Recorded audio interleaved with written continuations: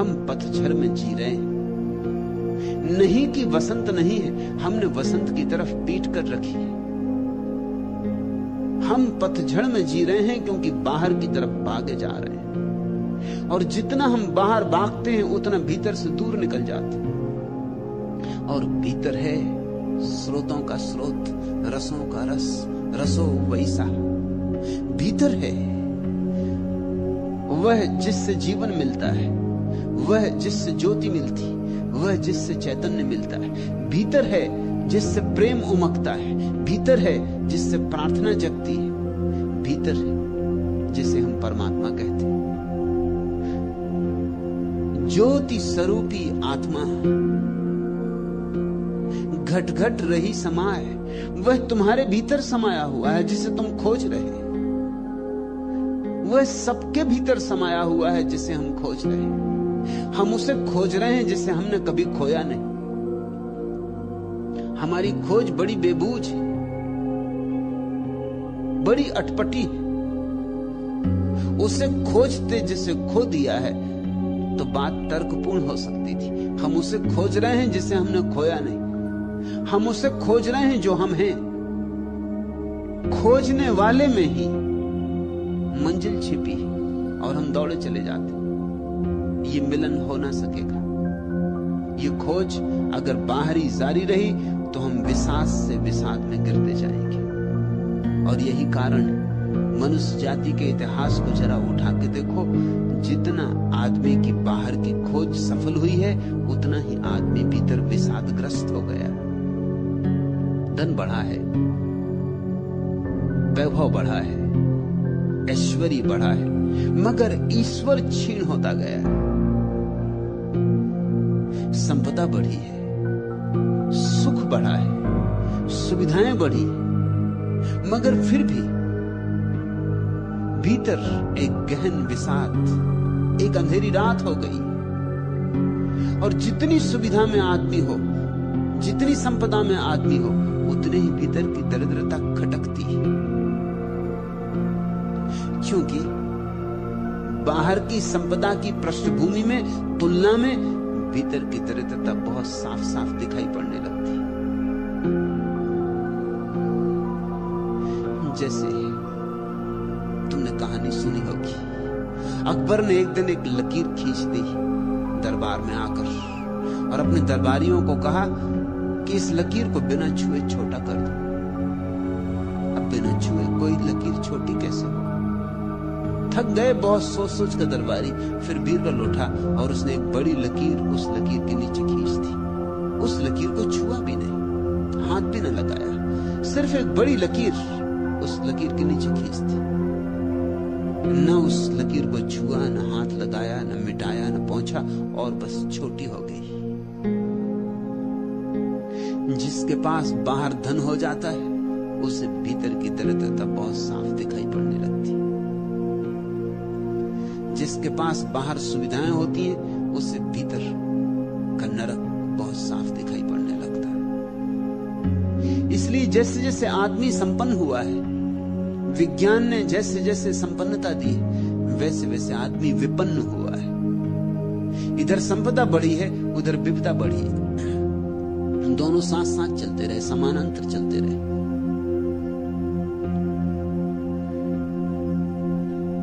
हम जितने अपने से बाहर जाएंगे, अपने से दूर जाएंगे, उतनी ज्योति खोती जाती। हम ज्योति के स्रोत से दूर होते जाते। और जरा सा मुड़ने की बात है, एक क्षण में मुड़ो कि ज्योति सामने है, और ज्योति तुम्हारी आंख पर पड़े कि तुम ज्योतिर्मय हो जाओ।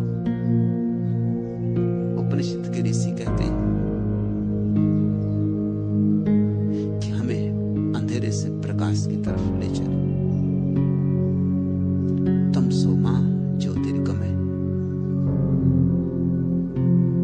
हमें मृत्यु से अमृत की तरफ ले चलो। मृत्योर्मा अमृतगमय। ये प्रार्थना है। सारी मनुष्य जाति की प्रार्थना है कि हमें असत से सत की ओर ले चलो। अस्तु मां सतगमे। इन 3 छोटे से वचनों में सारी प्रार्थनाओं का निचोड़ आ गया, सारी पूजाओं का निचोड़ आ गया। और इन 3 प्रार्थनाओं को भी एक ही पंक्ति में बांधा जा सकता है। अस्तो मां सदगमे, कि हमें असत से सत की ओर ले चलो। असत है अंधकार और असत है मृत्यु, और सत है अमृत और सत है आलोक। क्या करना होगा? कहां जाएं? किससे पूछें? कहां है मार्ग, कहां है द्वार, क्या है पता परमात्मा का? वह तुम्हारे भीतर बैठा है और तुम उसका पता खोज रहे हो। और तुम्हें पता बताने वाले भी मिल जाएंगे, और वो कहेंगे मस्जिद में है, और मंदिर में है, और काबा में है, और कैलाश में है, और गिरनार में है। और तुम चले हज कराओगे, हाजी भी हो जाओगे, तीर्थ यात्रा कराओगे, पुण्य का अहंकार घर लेके लौट आओगे, गंगा में स्नान कराओगे और सोचोगे धुल गए सब पाप। काश इतना सस्ता होता है। मगर तुम्हारी गंगा भी बाहर है, और तुम्हारा काबा भी बाहर है, और तुम्हारी काशी भी बाहर है। असली गंगा भीतर है, असली काबा भीतर है, असली काशी भीतर है। वहां डुबकी मारो तो धुल जाओ, जरूर धुल जाओ।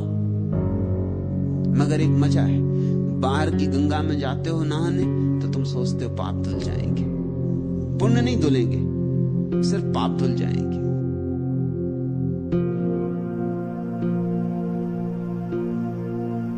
ये तो बड़ी अजीब बात है। ये तो ऐसा हुआ कि एक आदमी के शरीर पर कुछ दुर्गंध थी, कुछ सुगंध थी। दुर्गंध तो धुल गई और सुगंध न धुली। अगर सच में ही गंगा में स्नान होगा तो मैं तुमसे कहता हूं, तुम्हारे पाप भी धुल जाएंगे, तुम्हारे पुण्य भी धुल जाएंगे। धुली जानी चाहिए। गंगा कैसे भेद करेगी क्या पाप क्या पुण्य? और भीतर की गंगा में यही घटता है कि पाप भी धुल जाते, पुण्य भी धुल जाते, क्योंकि कर्ता का भाव ही मिट जाता है। फिर कौन पुण्य करने वाला, कौन पाप करने वाला? इसे कसौटी समझो। जिस गंगा में तुम्हारे पाप और पुण्य दोनों धुल जाएं, समझना कि सच्ची गंगा है। जिस गंगा में तुम्हारी अस्मिता धुल जाए, अहंकार ही बह जाए कि तुम लौट के फिर अहंकार को पकड़ ना सको, समझना असली गंगा है। वही तीर्थ यात्रा असली है, जहां जाके तुम लौट ना सको। जहां से तुम लौट आओ वह तीर्थ यात्रा झूठी है। हाजी होके लौट आओ वो हज बेकार। मगर लौट आए तुम। असली तीर्थ यात्रा से कभी कोई लौटता ही नहीं है। जो भीतर गया वो लौटता नहीं, मिट ही जाता है, बचता ही नहीं। उसके भीतर से फिर परमात्मा प्रकट होता है, वह स्वयं प्रकट नहीं होता। स्वयं तो गया, लहर तो गई, अब सागर ही निनाद करता है। और कैसा मजा है कि जो भीतर है उसे हम बाहर खोजते हैं। राबिया एक सांझ अपने दरवाजे पे कुछ खोजने लगी। बूढ़ी फकीर औरत, पड़ोस के लोग इकट्ठे हो गए। उन्होंने पूछा कि राबिया तू क्या खोजती? उसने कहा मैं सीती थी अपने कपड़े, मेरी सुई गिर गई। तो लोग भी खोजने लगे। सांझ होती है, सूरज ढलता है, बूढ़ी औरत, कमजोर उसकी आंखें हैं। लोग भी खोजने लगे उसकी सुई। तब किसी एक समझदार ने पूछा कि राबिया रास्ता बड़ा है, सूरज ढल रहा है, जल्दी ही रात हो जाएगी, तू ठीक ठीक बता सुई गिरी कहां है, स्थान बता, तो वहीं हम खोजें तो मिल भी जाए, छोटी चीज है, इतने बड़े रास्ते पे खोजते हुए कहां मिलेगी। राबिया ने कहा ये तो तुम मत पूछो कि कहां गिरी, क्योंकि सुई तो मेरे घर के भीतर गिरी। तो उन्होंने कहा पागल औरत, शक तो हमें सदा से था कि तू पागल है, संत पागल हैं, ऐसा शब्द तो लोगों को सदा रहता ही है। क्योंकि अगर संत पागल नहीं है तो फिर लोगों को लगेगा क्या हम पागल? दोनों में से एक ही कोई पागल होना ही चाहिए और एक समझदार। दोनों समझदार तो नहीं हो सकते, दोनों पागल नहीं हो सकते, दोनों की यात्राएं विपरीत है। जो धन के पीछे दीवाना है वो ध्यानी को पागल समझेगा, स्वाभाविक। जो ध्यान के लिए चला है वो धन के पीछे चलने वाले को पागल समझेगा, स्वाभाविक। राबिया समझती थी पड़ोस के लोग पागल हैं, पड़ोस के लोग समझते थे राबिया पागल है। उन्होंने कहा मैं शक तो सदा था, लेकिन हमने कभी आदरवश तुझसे कहा नहीं। मगर आज अब हम बिना कहे नहीं रह सकते। अगर सुई घर के भीतर गिरी तो बाहर क्यों खोजती? और जो घर के भीतर गिरी वो बाहर मिलेगी कैसे? तू खुद भी मूर्ख और हम सबको भी मूर्ख बनाया। राबिया ने कहा सुई तो घर के भीतर ही गिरी है, लेकिन मैं गरीब औरत हूं, मेरे पास दिया नहीं, घर के भीतर अंधेरा हो गया। बाहर डूबते सूरज की आखिरी किरणों की रोशनी है, तो तुम ही मुझे कहो जहां अंधेरा है वहां खोजने से कैसे मिलेगी? जहां रोशनी है वहां खोज रहे। लोगों ने कहा ये बात तो ठीक है कि जहां अंधेरा वहां खोजने से कैसे मिलेगी, रोशनी में ही मिल सकती, मगर जहां कोई ही नहीं है तो लाख रोशनी हो, रोशनी क्या करेगी? तो राबिया ने कहा मैं क्या करूं, तुम ही कहो भले लोगों। तो उन्होंने कहा कि ऐसा कर, पास पड़ोस से किसी से लालटेन उधार मांग, रोशनी भीतर ले जा। राबिया खूब हंसने लगी। उसने कहा न तो सुई गुमी है न मुझे खोजनी, मैं तो सिर्फ तुम्हें ये याद दिलाना चाहती थी कि अगर तुम्हारे भीतर रोशनी नहीं तो पास पड़ोस किसी से रोशनी मांगो और भीतर खोजो, क्योंकि जिसे तुम बाहर खोज रहे हो वो बाहर खोया नहीं, भीतर खोया है। और अगर भीतर अंधेरा हो तो मेरे पास आओ, मैं तुम्हें रोशनी दूंगी। मुझे मिल गया है, मैं तो सिर्फ तुम्हें ये याद दिलाने के लिए बाहर सुई खोजती थी कि देखें तुम क्या कहते हो। मुझे तुम पागल कहते हो, मैं तुम्हें पागल कहती हूं। ना समझो, तुम बाहर उसे खोज रहे हो जो भीतर है, और उसी कारण से खोज रहे हो जो मैंने बताया, भीतर अंधेरा है। लेकिन भीतर सिर्फ अंधेरा इसलिए मालूम होता है नहीं, मालूम होता है क्योंकि तुम्हारी आंखें बाहर की तेज रोशनी की आदी हो गई।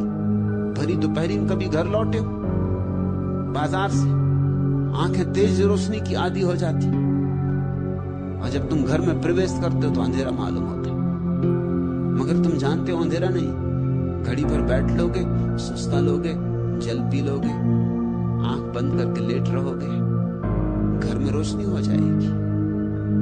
हम जन्मों जन्मों से बाहर की चकाचौंध में जिए, इसलिए जब भीतर पहली दफा कोई आंख बंद करता है अंधेरा ही अंधेरा मालूम होता। न मालूम कितने सन्यासी मुझे आके कहते हैं कि आप कहते हैं भीतर देखो, भीतर देखो, भीतर देखो, और जब भी हम देखते हैं सिवाय अंधेरे के कुछ भी नहीं दिखता। ठीक कहते हैं वे। पहले पहल देखोगे तो अंधेरा देखेगा, थोड़ा विश्राम करो भीतर, उसी विश्राम का नाम ध्यान है। थोड़ा भीतर बैठे रहो, बैठे रहो, बैठे रहो, थोड़ी प्रतीक्षा करो, थोड़ा धैर्य करो, उसी धैर्य का नाम ध्यान है, उसी प्रतीक्षा का नाम प्रार्थना है।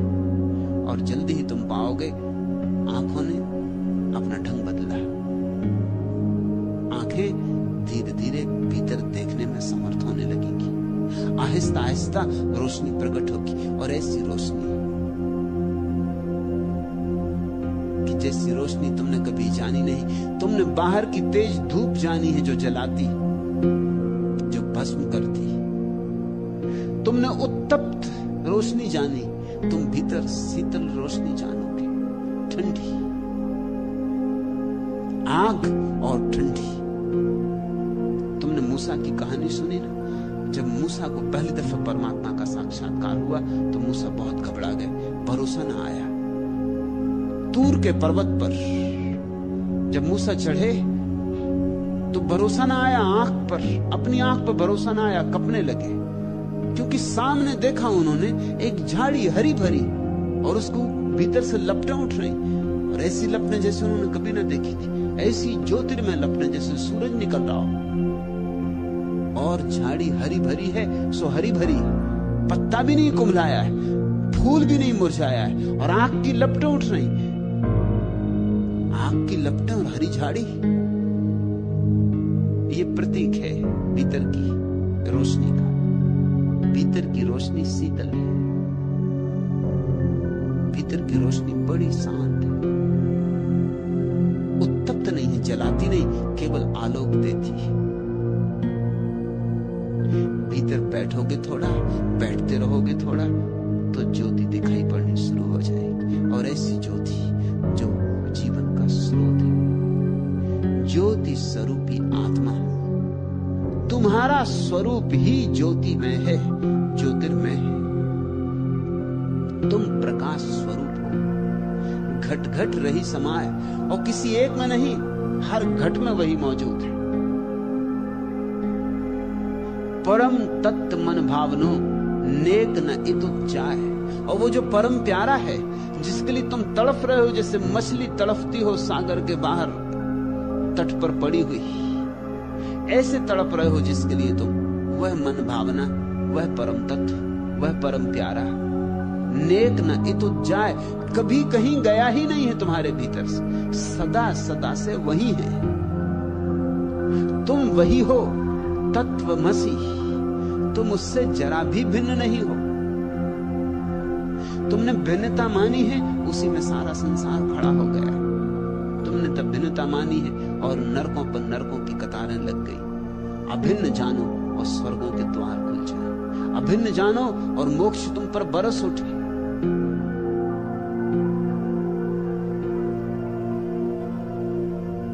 और जिस दिन तुम ये जानोगे कि तुम ज्योति स्वरूप हो, उस दिन अंधकार को भी प्रेम कर पाओगे।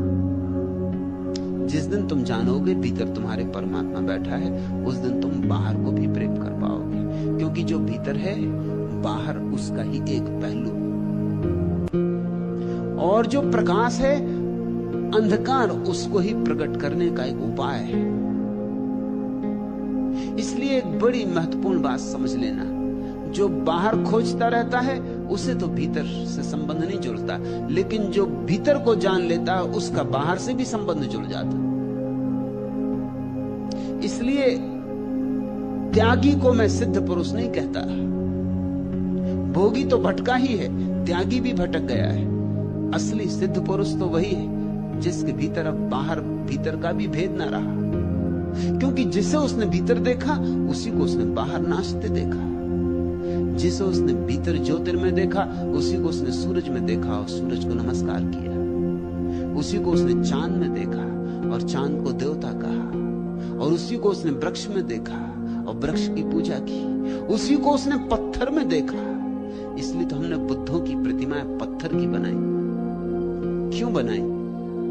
बुद्ध तो भीतर गए, उन्होंने तो परम चैतन्य को जाना, और प्रतिमा हमने पत्थर की बनाई। कारण है उसके पीछे, राज है उसके पीछे। हमने दोनों को जोड़ दिया। परम चैतन्य और पत्थर भिन्न भिन्न नहीं। पत्थर की प्रतिमा बना के बुद्ध की हमने ये घोषणा कर दी कि पत्थर में भी वही है। कंटकों को प्यार में करता रहा हूं, क्योंकि कंटक पुष्प के प्रहरी रहे।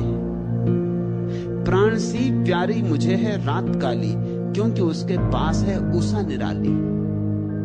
क्या पता शायद छिपाने को उषा के ही निशाने कालिमा तन पर लगा ली। रात तब से आज तक सोई नहीं है, जिस समय से हाथ उषा के गए। क्यों मुझे हो जाए वह तरुवर न प्यारा, है लता का प्राण जिसका ही सहारा, और जिसके वक्ष पर चढ़कर लता ने मुग्धकारी रूप है अपना समारा। रात हो या दिन लताहित शीत आतप, आंधियां ओले सभी तरुणे सहे हैं। मेघ मुझको इसलिए लगते भले हैं, क्योंकि विद्युत के लिए तिल तिल गले। अंक में ले छोर तक नभ के जहां को भी मचल जाती उसे लेकर चले हैं जहां बिजली तड़प कर तिल मलाई, है जहां बिजली तड़प कर तिल मिलाई। अश्रु लाखों बस वहीं घन के बहे। प्रिय बहुत वह जिंदगी की भूल मुझको, जो बना दे विश्व के प्रतिकूल मुझको। खींच लाए ज्वार पर भाटा घसीटे तो स्वयं दौड़े बचाने कूल मुझको। थक चुके जब विश्व दे आघात सत हम हंसे कह दें अभी हम जी रहे हैं। कंटकों को प्यार में करता रहा हूं क्योंकि कंटक पुष्प के प्रहरी रहे। जिसने भीतर का फूल देखा उसे बाहर के कांटे भी उस फूल के पहरेदार हो गए। प्राण सी प्यारी मुझे है रात काली क्योंकि उसके पास है उषा निराली। क्या पता शायद छिपाने को उषा के ही निशाने काली मां तन पर लगा ली। जिसने भीतर देखा और रोशनी को पाया बाहर का अंधेरा भी उसी रोशनी का आभूषण हो जाता।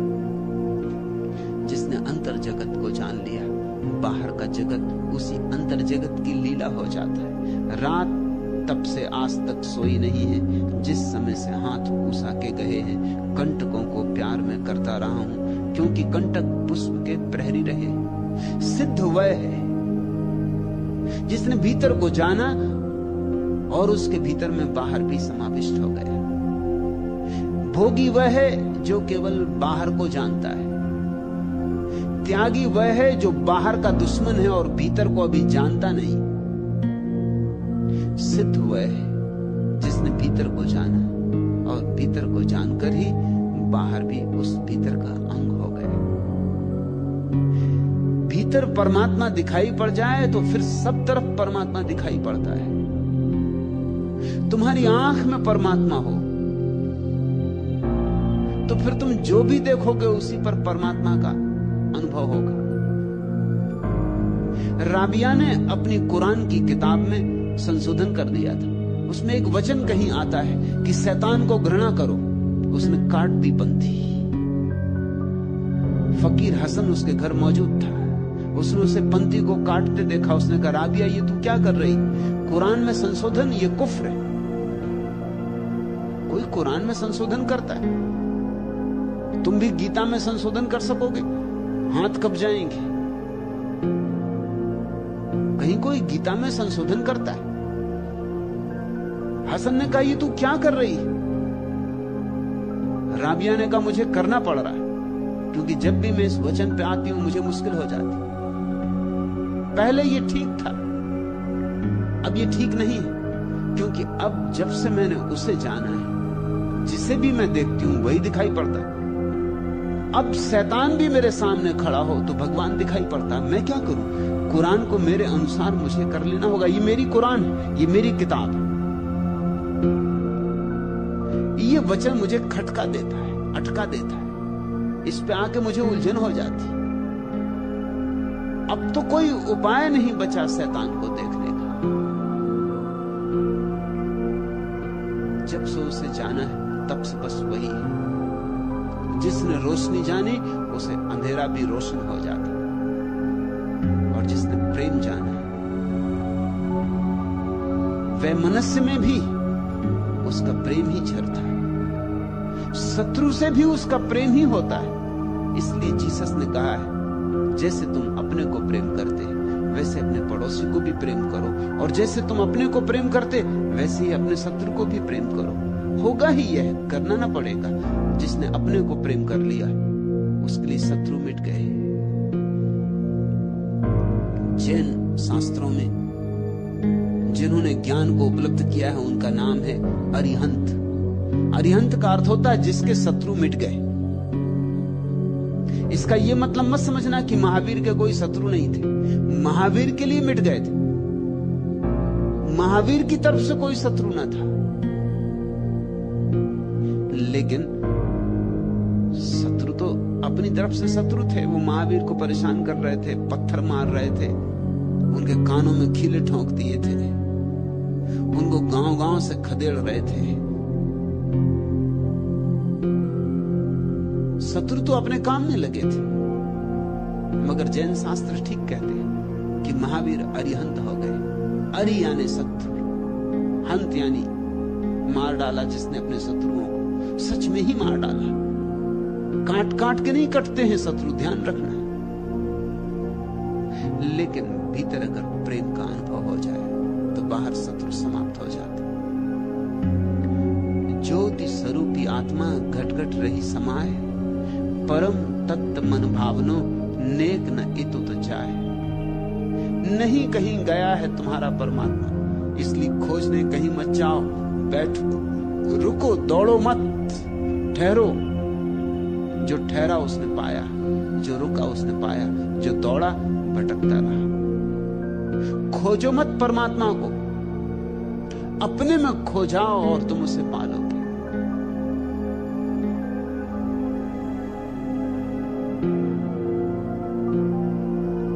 और तब जीवन में बड़ा मन भावन अनुभव होता, परम तत्व मन भावन। डोल उठते प्राण, नाच उठते प्राण।